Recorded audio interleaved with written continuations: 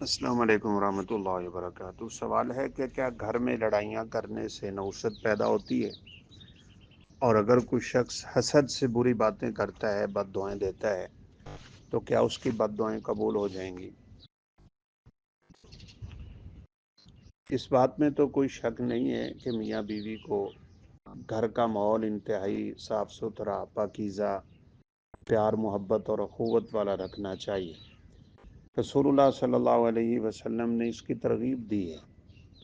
عاشروہن بالمعروف، فرمایا ان کے ساتھ یعنی بیویوں کے ساتھ اچھی زندگی گزارو۔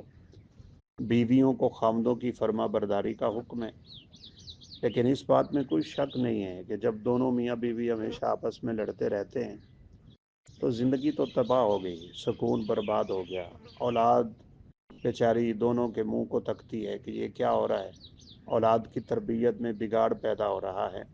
تو یہی نوسط ہوتی ہے۔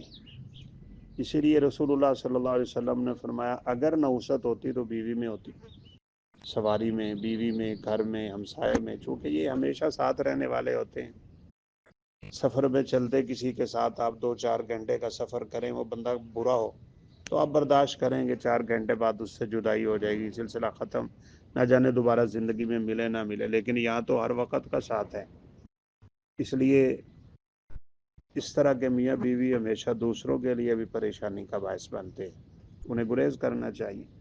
باقی رہی بات کہ حسد کی بنیاد پہ اگر کوئی آپ کو بد دعائیں دیتا ہے تو اس کی کوئی دعا قبول نہیں ہوگی۔ رسول اللہ صلی اللہ علیہ وسلم نے دعا کی قبولیت میں باقاعدہ یہ شرط قرار دی ہے کہ اس میں قطع تعلقی کی بات نہیں ہونی چاہیے، وگرنہ اللہ دعا قبول ہی نہیں کرتا۔ واللہ اعلم۔ السلام علیکم ورحمۃ اللہ وبرکاتہ۔